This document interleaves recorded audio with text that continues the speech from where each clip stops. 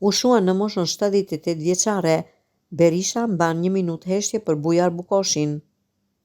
Kreu i Partisë Demokratike Sali Berisha ka shprehur ngushëllimet e tij për vdekjen e ish kryeministrit të Kosovës, Bujar Bukoshi, i cili ndërroi jetë në moshën 78 vjeçare pas një sëmundjeje të rëndë. Berisha shprehu fjalët më të mira për Bukoshin, teksa e cilësoi si një intelektual dhe adhetar.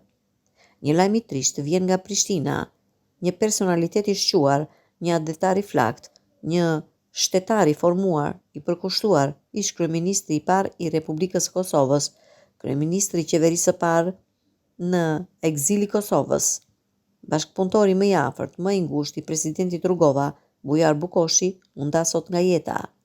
Bujar Bukoshi dha një kontribut madhor në çështjen kombëtare.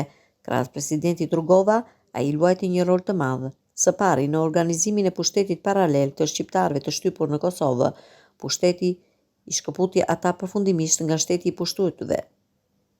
Por Bujar Bukoshi, një intelektual adhetar, diplomat i aftë, e përfaqësoi Kosovën në të gjitha institucionet dhe kancelarit e vendeve të lira, u shpreh Berisha. Kryedemokrati rikujtoi veprat e bëra nga Bukoshi për mbrojtjen e Kosovës, ashtu sikurse nxori në pa dashurinë që ai kishte për shtetin e tij.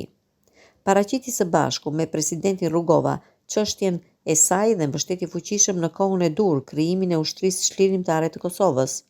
Ishte pikërisht në udhëheqjen e presidentit Rugova dhe qeverisë së tij, koha në të cilën njësitë e para të kësaj ushtrie u stërvitën në qendra ushtarake të ndryshme të Shqipërisë.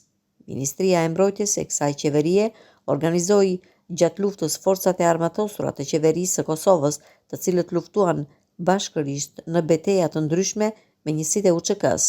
Bujar Bukoshi bëri gjithçka që gjatë luftës UÇK-ja dhe forcat e mbrojtjes të qeverisë së Kosovës të bashkërendojnë veprimet, luftimet. Pra, ai dha një kontribut të madh në çështjen e Kosovës dhe në çështjet shqiptare.